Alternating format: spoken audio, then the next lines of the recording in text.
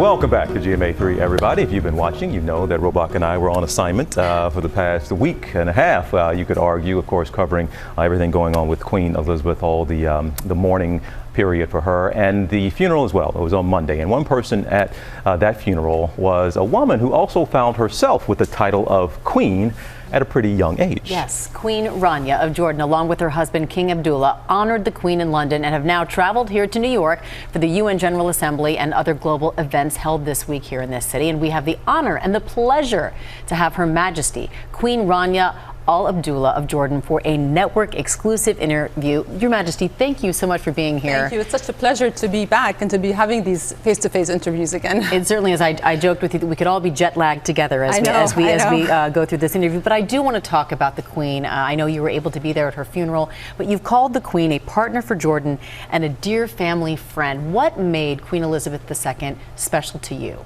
She really meant a lot to all of us. You know, she was a pillar of strength and stability, and when you look at her today, you see that there's a lot that political leaders can actually learn from her today. You know, she always remained above the fray, above division, above politics. You know, even in the fractious times, she never took sides, she never added to the rift. She was always, through her constancy and her commitment, was always a source of comfort. And so she really, for me, she was also a role model. She taught the world what it means to be queen. And what was really special, and I'm sure you guys felt that too, is being in London, even though it was a very sad time, it was also a very reassuring time, because you felt that not only was she a unifying force for her people in her lifetime, but she brought everyone together in her passing. I have never sensed that kind of sense of oneness, togetherness, sense of community among all those British people who were out there, you know, waiting for hours to see her and to pay their respects. No one asked them to do that. They did that because they loved her, because they wanted to say thank you. And in these divisive times that we live in, that was incredibly reassuring. You said this, world leaders can learn something from her. What would you like for world leaders in these times to learn from Queen Elizabeth? Well, when you look at her reign over 70 years, she never took her eye off the ball. She was always focused on serving her people. She made a promise to them to be there for them, and she was there for them in good times and in bad, always a source of stability and strength and comfort. And nowadays, when you look at leaders, sometimes they're always focusing on the short term rather than the long term, on building their brand rather than, you know, making progress for the people. And we see a lot of, you know, populist rhetoric. So maybe a lot of times it's about popularity rather than principle. She was steadfast in keeping to her principles and her values, and never based her decisions on what would make her more popular in any given day. And I think there's something to be said about that kind of consistency, and, you know, just always remaining close to the things that you believe in. And it should be pointed out, you were just 28 yourself when you became queen. And I'm curious, you had someone, you mentioned she was a role model, Queen Elizabeth II, to look up to. Did she ever offer you any advice? Did you ever seek any advice from her? Yes, and I was saying earlier that she, you know, she's so humble that she wouldn't expect, you know, you to ask for her advice. But if you ask for it, she's very generous with it. And you know, when I first met her, I was still new to the job, and she, you know, she told me the importance of always being there. The sense of duty and discipline is so important.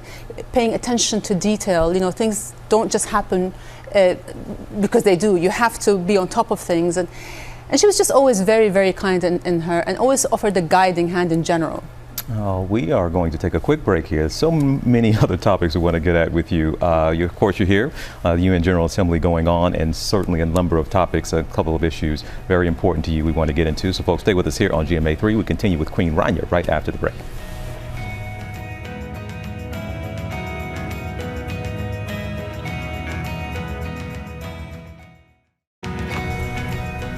And welcome back, everybody. Her Majesty Queen Rania of Jordan remains with us here for a network exclusive here in studio with us. We talked a little bit about world leaders and what they can learn from Queen Elizabeth. Look, given everything from the pandemic to the war in Ukraine to all kinds of issues, you said misinformation oftentimes is one of the biggest enemies out there. What do you mean by that, and how can we fight that misinformation, and who is perpetuating it? Right. Well, I think all of us on a daily basis are bombarded by so much information and news and changes happening at such a dizzying pace.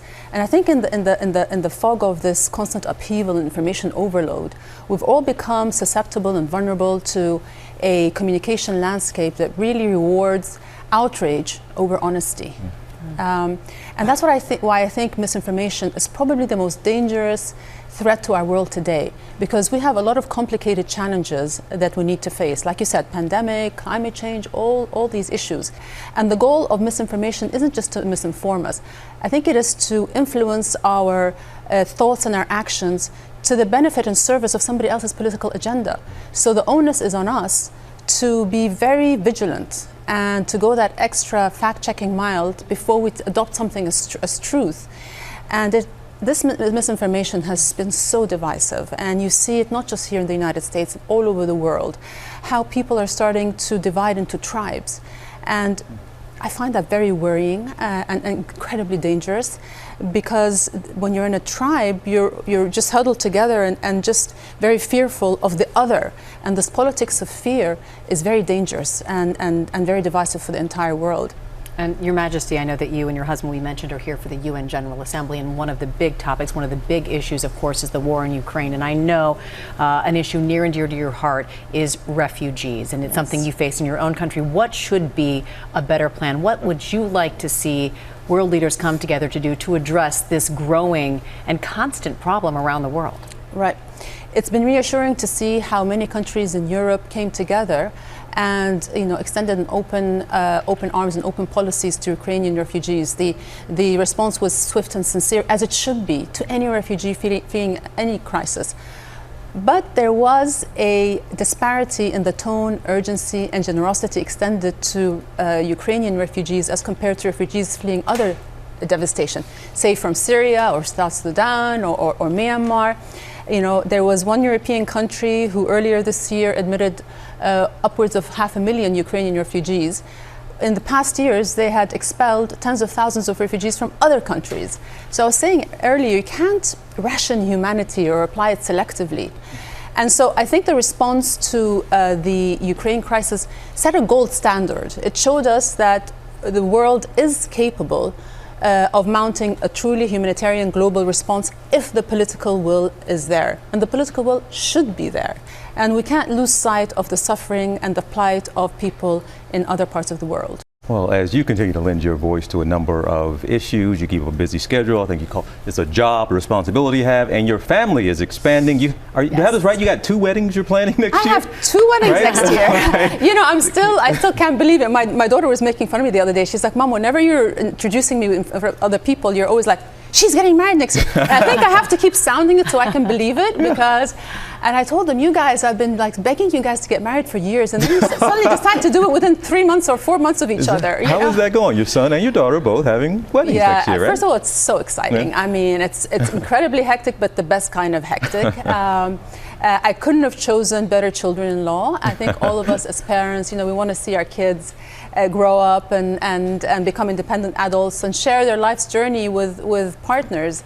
And I'm so proud of the choices they made. And I used to always say my favorite title is Mama, but I think that's going to quickly change to Teta, which is the Arabic word for grandma. All right. No pressure, no pressure. So my goal is to be like fun grandma. We have a saying in Arabic that no person is dearer to us more than our children than our grandchildren, and so I'm really excited to have babies in my life soon. It's so funny. You wanted them to get married. You already got them with grandkids already. Yeah. Okay. I won't apply pressure, but I will. Okay. Well, man, it is an absolute pleasure. We've watched and admired you really from afar for a long time. It is so good to have you here in our studio. Enjoy the rest of your time here in New York, and really thank you so much. It's an absolute pleasure. Thank you both.